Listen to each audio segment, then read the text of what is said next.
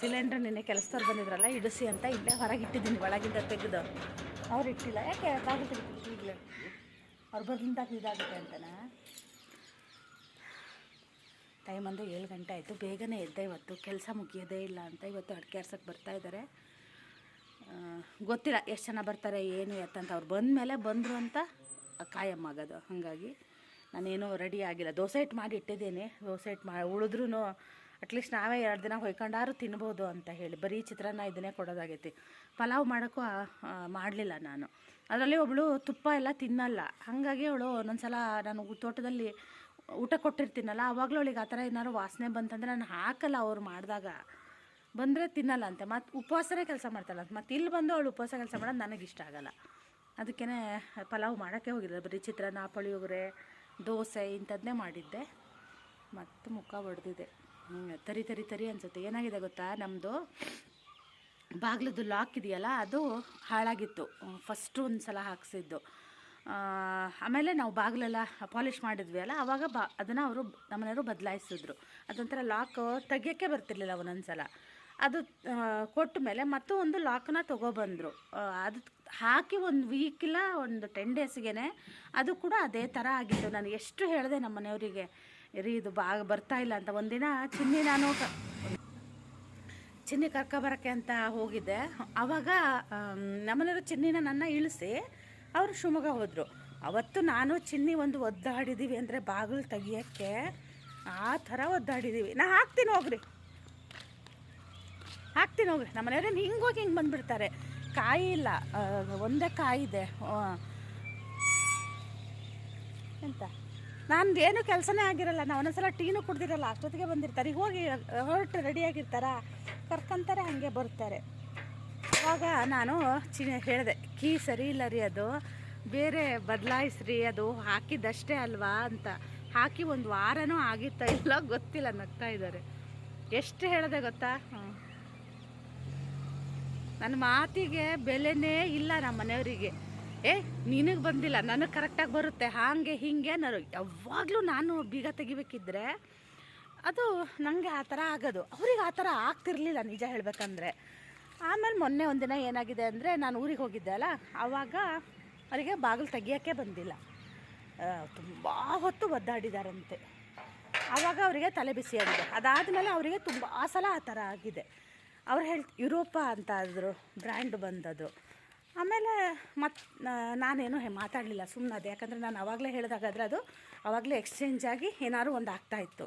ಈಗ ಹಾಕ್ಸಿನೇ ಆಲ್ರೆಡಿ 7-8 ತಿಂಗಳು ಆಗೋಗಿದೆ. ಜಾಸ್ತಿನೇ ಆಯಿತಾ ಅನಿಸುತ್ತೆ. ಎಷ್ಟು 7-8 ತಿಂಗಳು ಆಗೋಗಿದೆ. ಆಮೇಲೆ ಹೋಗಿ ಈಗ ಹೊಸದು ಮತ್ತೊಂದು ಮೊನ್ನೆ ಬಂದು ಹಾಕಿ ಹೋದರು. ಅವ್ರು ಹುಡುಗ ಬಂದು ಹಾಕಿ ಹೋಗಿದ್ದಾರೆ. ಅವ್ರು ಹೇಳಿದ್ರು ಯಾವುದೂ ಕಂಪ್ಲೇಂಟ್ ಇಲ್ಲಂತೆ. 2 ಈ ಥರ ಕಂಪ್ಲೇಂಟ್ ಬಂದಿದೆ, ನಮ್ಮದೊಂದು, ಇನ್ನೊಬ್ಬರದೊಂದು, ಯಾರ್ದೋ ಒಬ್ರದ್ದು. ನಾನು ಅದಕ್ಕೆ ಬೇಡ ಅದು ತೆಗೆಸ್ಬಿಡೋಣ, ಗೋದ್ರೇಜ್ ಅವ್ರದ್ದು ಹಾಕ್ಸೋಣ ಅಂತ ನಂದು. ನಮ್ಮ ಮನೆಯವ್ರು ಇಲ್ಲ, ಅದು ಯಾವತ್ತೂ ಕಂಪ್ಲೇಂಟ್ ಬಂದಿಲ್ಲ ಅಂತೆ, ಇದನ್ನೇ ಹಾಕ್ಸೋಣ ಅಂತ ಹೇಳಿ ನಂಗೆ ಗೋದ್ರೇಜ್ ಅವ್ರದ್ದು ಹಾಕ್ಸೋಣ ಅಂತ. ಅದಕ್ಕೂ ಒಂದಿಷ್ಟು ವಾದ ಎಲ್ಲ ಆಯಿತು. ಅವ್ರು ಆಮೇಲೆ ಗೋದ್ರೇಜ್ ಅವ್ರದ್ದು ಏನಂದರೆ ಸರ್ವಿಸ್ ಚೆನ್ನಾಗಿಲ್ಲ ಅಂತೆ. ಇಲ್ಲೆಲ್ಲ ಏನಾದರೂ ಆದರೆ ಸರ್ವಿಸ್ ಎಲ್ಲ ಬರಲ್ಲ. ಈಗೆಲ್ಲ ಡಿಜಿಟಲ್ಲು ಆ ಥರ ಬಂದಿದೆಯಲ್ಲ, ನಾವು ಸ್ವಲ್ಪ ಅಪ್ಗ್ರೇಡ್ ಆಗೋಣ ಅಂತ. ನಂಗೆ ಇದು ಹಾಕ್ಸೋಕ್ಕೆ ಒಂದು ಚೂರು ಇಷ್ಟ ಇಲ್ಲ. ಮೊನ್ನೆ ಬಂದು ಹಾಕಿ ಹೋಗಿದ್ದಾರೆ. ಈಗ ಅದೇ ಹೇಳೋದು ಪದೇ ನೋಡು ಸರಿ ಇದೆಯಾ ಅಂತ. ಸರಿ ಇದೆ ಅಂದರೆ ಅದು ಒಂದೊಂದು ಹಾಕಿದಾಗ ಒಬ್ಬೊಬ್ಬರು ಆಚಾರ್ಯರು ಬಂದು ಹಾಕಿದ್ದಲ್ಲ, ಅದು ಸ್ವಲ್ಪ ವ್ಯತ್ಯಾಸ ಆಗಿದೆ.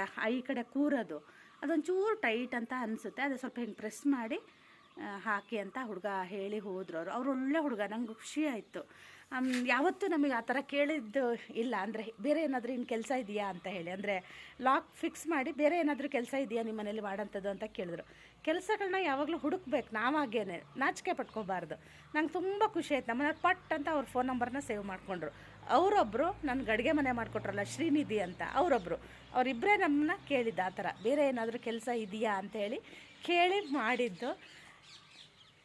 ಫೋನು ಯಾರ್ದಪ್ಪ ತಿನ್ನಿದ್ದು ಫೋನ್ ಬಂತು. ಅವಳಿಗೆ ಇಂಟರ್ನಲ್ಸ್ ನಡೀತಾ ಇದೆ, ಹಾಗಾಗಿ ಇವತ್ತು ಬೇಗ ಕಾಲೇಜಿಗೆ ಹೋಗ್ತೀನಿ ಅಂತ ಬೆಳಗ್ಗೆನೇ ಫೋನ್ ಮಾಡಿದ್ಲು. ಅವಳು ಎಕ್ಸಾಮ್ ಇರೋ ಟೈಮಲ್ಲಿ ಒಂದೊಂದು ಸಲ ಮಾಡ್ತಾಳೆ, ಒಂದೊಂದು ಸಲ ಮಾಡಲ್ಲ. ನನಗೆ ಒಂದೊಂದು ಸಲ ಮರ್ತೋಗ್ಬಿಟ್ಟಿರುತ್ತೆ ಅವಳು ಹೇಳಿರೋದು.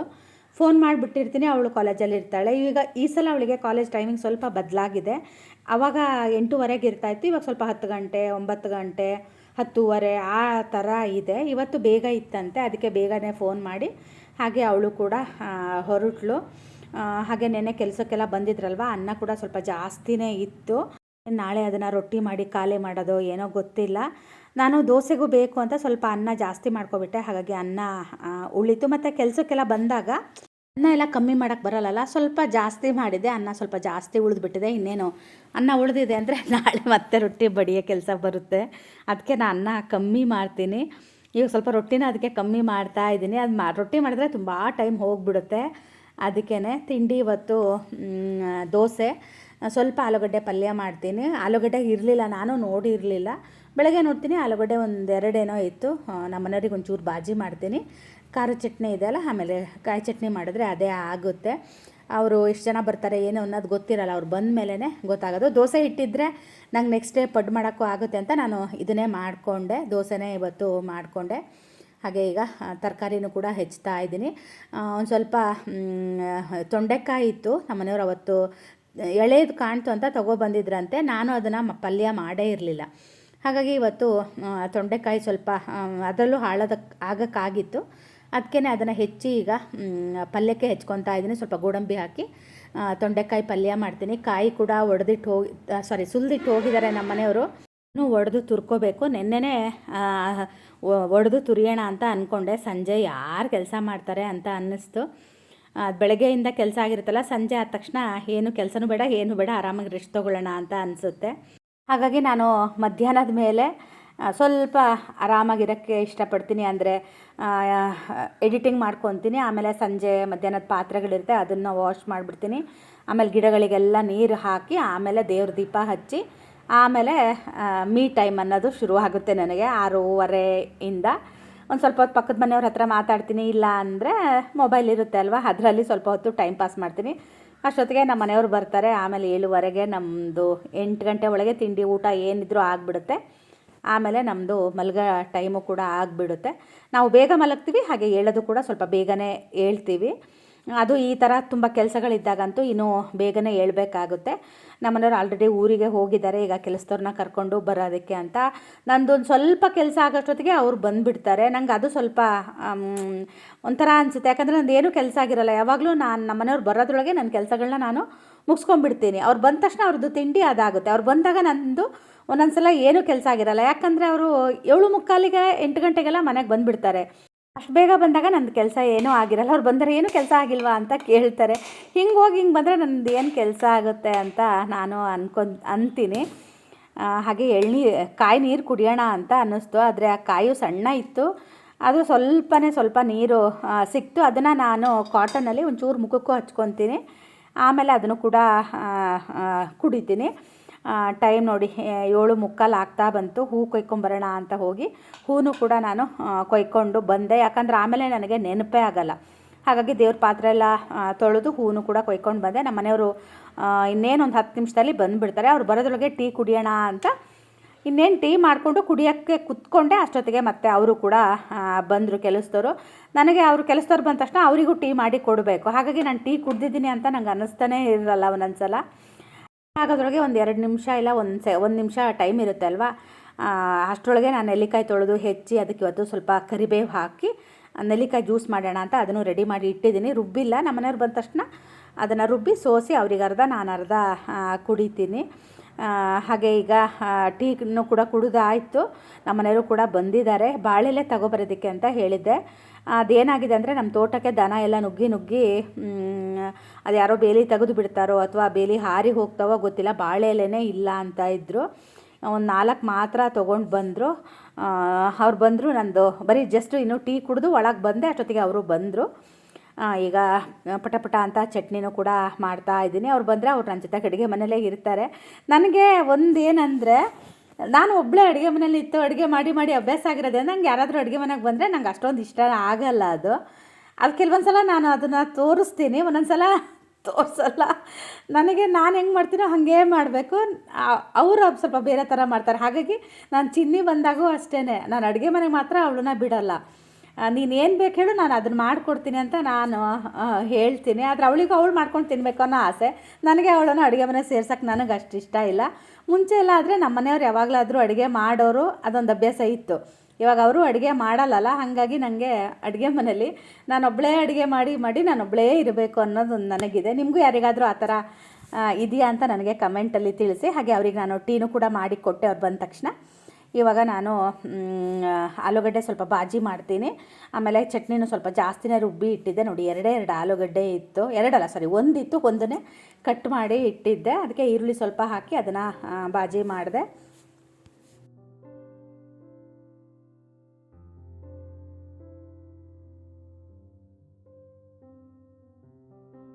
ಲೈಫ್ನಲ್ಲಿ ನೆಮ್ಮದಿ ಇರಬೇಕು ಅಂದರೆ ಎಷ್ಟೋ ಒಳ್ಳೆಯ ವಿಷಯಗಳನ್ನ ನಮ್ಮ ಲೈಫ್ನಲ್ಲಿ ಆ್ಯಡ್ ಮಾಡ್ಕೋಬೇಕಾಗುತ್ತೆ. ಹಾಗೆಯೇ ಕೆಲವೊಂದು ವಿಷಯಗಳನ್ನ ಡಿಲೀಟ್ ಮಾಡೋದ್ರಿಂದ ಮಾತ್ರ ನಮಗೆ ನೆಮ್ಮದಿ ಸಿಗುತ್ತೆ. 4 ಏಸ್ಗಳು ಯಾವುದು ಅಂದರೆ ಅಸೂಯೆ ಆಗಿರ್ಬೋದು, ಅಹಂಕಾರ ಆಗಿರ್ಬೋದು, ಆಸೆ ಆಗಿರ್ಬೋದು, ಹಾಗೆಯೇ ಆಡಂಬರ. ಅಸೂಯೆ ಅಂದರೆ ನಮ್ಮಲ್ಲಿ ಅಥವಾ ನಮ್ಮ ಸುತ್ತಮುತ್ತ ಇರೋ ನೆಗೆಟಿವ್ನ ನಾವು ಅಬ್ಸರ್ವ್ ಮಾಡಿಕೊಂಡು ಅದನ್ನೇ ನಮ್ಮ ಮೈಂಡ್ನಲ್ಲಿ ಕ್ರಿಯೇಟ್ ಮಾಡ್ಕೊಳ್ತಾ ಬರ್ತೀವಿ, ಅದು. ಹಾಗೆಯೇ ಅಹಂಕಾರ ಅಂದರೆ ಈಗೋ.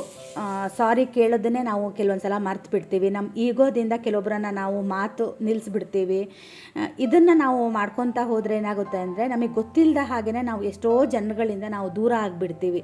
ಅಥವಾ ನಾವೇನಾದರೂ ತಪ್ಪು ಮಾಡಿದಾಗ ನಾನು ಸಾರಿ ಕೇಳಿದಾಗ ಅವ್ರಿಗೆ ನನ್ನ ಈಗೋ ಎಲ್ಲಿ ಇದಾಗುತ್ತೋ ಅನ್ನೋ ಅದು ಒಂದು ಕೆಲವೊಂದು ಸಲ ಇರುತ್ತೆ. ಹಾಗಾಗಿ ಇದನ್ನು ಕೂಡ ನಾವು ಅಹಂಕಾರ ಬಿಟ್ಟರೆ ಸ್ವಲ್ಪ ಒಳ್ಳೆಯದಾಗುತ್ತೆ. ಹಾಗೆಯೇ ಆಸೆ ಅಂದರೆ ಅತಿಯಾದ ಆಸೆ ಇರಬಾರ್ದು ಯಾವಾಗಲೂ ಅಷ್ಟೇ. ಬೇಡದೇ ಇರೋ ವಿಷಯಗಳ ಮೇಲೆ ಅಥವಾ ಬೇಡದೇ ಇರೋ ವಸ್ತುಗಳ ಮೇಲೆ ಅತಿಯಾದ ಆಸೆ ಇಟ್ಕೊಂಡ್ರೆ ಸಣ್ಣ ಪುಟ್ಟ ವಿಷಯಗಳಿಗೂ ಅಪ್ರಿಷಿಯೇಟ್ ಮಾಡೋದನ್ನೇ ನಾವು ಮರ್ತು ಬಿಡ್ತೀವಿ, ಹಾಗಾಗ್ಬಿಡುತ್ತೆ. ಹಾಗೆಯೇ ಅತಿಯಾದ ಆಡಂಬರನೂ ಕೂಡ ಒಂದಾಗುತ್ತೆ. ಅವಶ್ಯಕತೆಗೆ ಮೀರಿದ ಆಡಂಬರನ ತೋರಿಸೋದ್ರಿಂದ ಅಥವಾ ಬೇರೆಯವರಿಗೆ ನಾವು ಚೆನ್ನಾಗಿದ್ದೀವಿ ಅಂತ ಪ್ರೂವ್ ಮಾಡ್ತಾ ಇರ್ತೀವಿ. ಅದನ್ನು ಹೊರತುಪಡಿಸಿ ನಮ್ಮ ಲೈಫಲ್ಲಿ ನಾವು ಯಾವತ್ತೂ ನೆಮ್ಮದಿನ ಕಂಡುಕೊಳ್ಳೋದೇ ಇಲ್ಲ. ವಿಷಯಗಳೆಲ್ಲ ಹೆಂಗಂದರೆ ನಮ್ಮಲ್ಲೇ ಸೈಲೆಂಟಾಗಿ ಕುತ್ಕೊಂಡ್ಬಿಟ್ಟಿರುತ್ತೆ. ಸಣ್ಣ ಸಣ್ಣ ಮೂಮೆಂಟ್ಗಳನ್ನ ನಾವು ಎಂಜಾಯ್ ಮಾಡೋದನ್ನೇ ಮರೆತು ಬಿಟ್ಟಿರ್ತೀವಿ. ಆದಷ್ಟು ನಮ್ಮ ಲೈಫ್ನಲ್ಲಿ ಈ 4 ಏಸ್ಗಳನ್ನ ಡಿಲೀಟ್ ಮಾಡಿದಾಗ ನಮ್ಮ ಲೈಫ್ನಲ್ಲಿ ಒಂದು ಮ್ಯಾಜಿಕ್ ನಡೆಯುತ್ತೆ. ಇರಬೇಕು ಎಲ್ಲದು ಒಂದು ಸ್ವಲ್ಪ ಇದ್ದರೆ ತುಂಬ ಒಳ್ಳೆಯದು. ಯಾಕಂದರೆ ಯಾವುದು ಇರದೇ ಇದ್ದರೆ ಅದು ಜೀವನ ಅಂತ ಅನಿಸೋದೇ ಇಲ್ಲ. ಆಸೆನೂ ಇರಬೇಕು, ಆಡಂಬರನೂ ಇರಬೇಕು, ಹಾಗೆಯೇ ಅಸೂಯೆನೇ ಇರಬೇಕು, ಅಹಂಕಾರನೂ ಇರಬೇಕು. ಅದೆಲ್ಲ ಲಿಮಿಟಾಗಿದ್ದರೆ ತುಂಬ ಒಳ್ಳೆಯದು ಅಂತ ಹೇಳ್ತೀನಿ. ಹಾಗೆ ನಮ್ಮ ಮನೆಯವ್ರದ್ದು ತಿಂಡಿ ಕೂಡ ಆಯಿತು. ನಾನು ಕೂಡ ಇವಾಗ ತಿಂಡಿನ ತಿಂತಾ ಇದ್ದೀನಿ. ಕೆಲಸದವರೆಲ್ಲ ಲೇಟಾಗಿ ತಿಂಡಿ ತಿನ್ನೋದ್ರಿಂದ ನನಗೆ ಬೆಳಗ್ಗೆ ಅಷ್ಟೊಂದು ಗಡಿಬಿಡಿ ಆಗಲ್ಲ.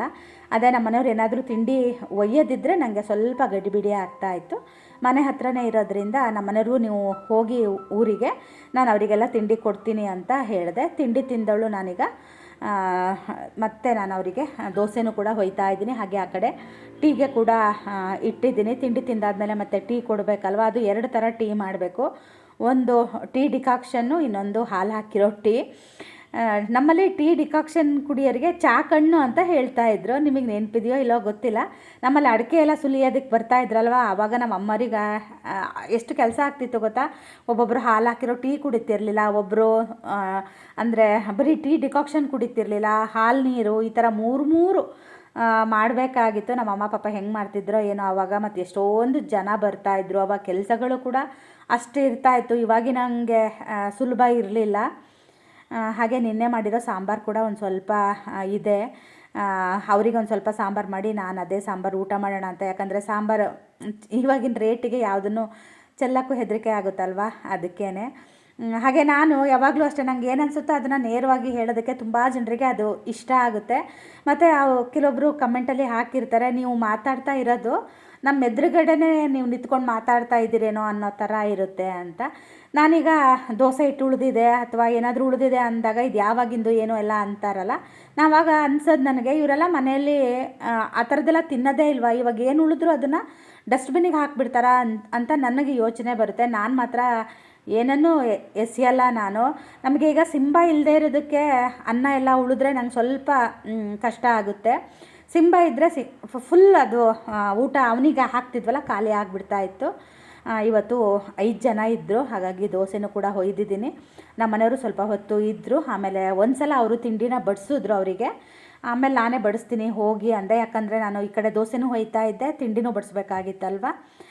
ಹಾಗಾಗಿ ಆಮೇಲೆ ಅವರು ಕೂಡ ಊರಿಗೆ ಹೋದರು. ಹಾಗೆ ನಾನು ತಿಂಡಿ ಕೊಟ್ಟು ಈಗ ಒಳಗಡೆ ಬಂದೆ. ಮತ್ತು ಮಧ್ಯಾಹ್ನ ಅಡುಗೆ ಕೂಡ ಮಾಡಬೇಕು. ಸಾಂಬಾರು ಏನು ಮಾಡೋದು ಅಂತ ಅದೇ ಯೋಚನೆ ಮಾಡ್ತಾ ಇದ್ದೀನಿ. ಈಗ ಪಾತ್ರೆಗಳೆಲ್ಲ ಇತ್ತಲ್ವ, ಆ ಪಾತ್ರೆಗಳನ್ನೂ ಕೂಡ ವಾಶ್ ಮಾಡ್ತಾ ಇದ್ದೀನಿ. ನಂದು ಎಲ್ಲ ಕೆಲಸ ಆಗಿ ನಾನು ಮೇಲ್ಗಡೆ ಬಟ್ಟೆ ಎಲ್ಲ ಮಡಚ್ತಾ ಇದ್ದೆ.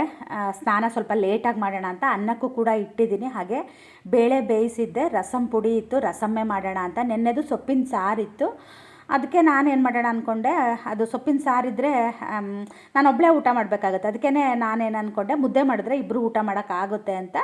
ಮಧ್ಯಾಹ್ನ ಮುದ್ದೆ ಮಾಡ್ತೀನಿ, ಊಟ ಮಾಡ್ತೀರಾ, ಸೊಪ್ಪಿನ ಸಾರಿದೆ ಅಂತ ಹೇಳಿದ್ರು. ಸೊಪ್ಪಿನ ಸಾರು 2ನೇ ದಿನಕ್ಕೆ ಚೆನ್ನಾಗಿರುತ್ತೆ. ಆಲೂಗಡ್ಡೆ ಬೀನ್ ಸಾಂಬಾರು ಅಷ್ಟೇ, ನುಗ್ಗೆಕಾಯಿ ಸಾಂಬಾರು ಅಷ್ಟೇ. ಅದು 3 ಸಾಂಬಾರಾದರೆ ಮಾತ್ರ ನಾನು ನೆಕ್ಸ್ಟ್ ಡೇ ಊಟ ಮಾಡ್ತೀನಿ. ಬೇರೆ ಯಾವ ಸಾಂಬಾರಾದರೂ ನನಗೂ ಸ್ವಲ್ಪ ಊಟ ಸೇರಲ್ಲ.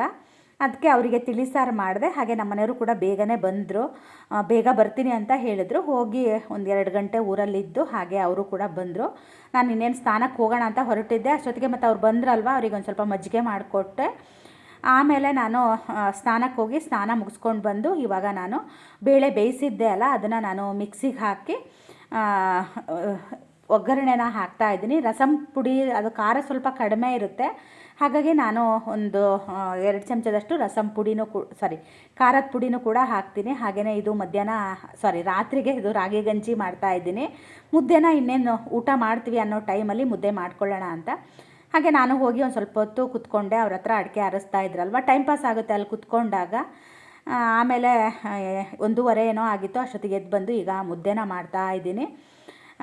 ನಾನು ಮೊನ್ನೆ ಹೊಸನಗರದಲ್ಲಿ ಇದು ಮುದ್ದೆ ಇದು ಏನಂತಾರೆ ಇದಕ್ಕೆ ನಂಗೆ ಗೊತ್ತಿಲ್ಲ, ಬಟ್ಲು ಅಂತಾರೆ ಅನಿಸುತ್ತೆ, ತೊಗೊಂಡಿದ್ದೆ ಅಲ್ಲ, ಅದನ್ನು ಈಗ ಯೂಸ್ ಮಾಡ್ತಾ ಇದ್ದೀನಿ. ಮಾಡಿದ್ದೆ ಇದೊಂದು 2-3 ಸಲ. ಅದಕ್ಕೆ ಸ್ವಲ್ಪ ತುಪ್ಪ ಹಚ್ಕೊಂಡು ಈ ಥರ ಮಾಡಿದ್ರೆ ಚೆನ್ನಾಗಾಗುತ್ತೆ. ಈ ಥರ ಮಾಡೋದಲ್ಲ, ಅದು ಕೈಯಲ್ಲಿ ಹಿಂಗೆ ತಟ್ತಾರೆ. ಆದರೆ ನನಗೆ ಅದು ಅಭ್ಯಾಸ ಇಲ್ಲಲ್ಲ, ಹಾಗಾಗಿ ನಾನು ಈ ಥರ ಮಾಡ್ತಾಯಿದ್ದೀನಿ. ತುಂಬ ಚೆನ್ನಾಗಾಗುತ್ತೆ, ತೊಗೊಳ್ಳಿ. ಯಾರಿಗಾದರೂ ಸಿಕ್ಕರೆ ನಾನು 2-3 ಸಲ ನೋಡಿ ಬಿಟ್ಟು ಬಂದಿದ್ದೆ. ನಮಗೆ ರೇಟ್ ಗೀಟ್ ಎಲ್ಲ ಹೊಂದಬೇಕಲ್ಲ, ಅದು ಸಾಗರ ಜಾತ್ರೆಗೆ ಹೋದ್ಮೇಲೆ ಗೊತ್ತಾಯಿತು ನಾನು ಮೋಸ ಹೋದೆ ಅಂತ. ಹಾಗೆ ಈಗ ಊಟನೂ ಕೂಡ ಮಾಡ್ತಾ ಇದ್ವಿ. ಹಾಗೆಯೇ ಇವತ್ತಿನ ವ್ಲಾಗ್ನೂ ಕೂಡ ನಾನು ಇಲ್ಲಿಗೆ ಮುಗಿಸ್ತಾ ಇದ್ದೀನಿ. ಐ ಹೋಪ್ ನಿಮಗೆಲ್ಲ ಈ ವಿಡಿಯೋ ಇಷ್ಟ ಆಗಿರುತ್ತೆ ಅಂತ ಭಾವಿಸ್ತೀನಿ. ಹಾಗೆಯೇ ನಾಳಿನ ವಿಡಿಯೋದಲ್ಲಿ ಸಿಗ್ತೀನಿ. ಅಲ್ಲಿ ತನಕ ಬಾಯ್.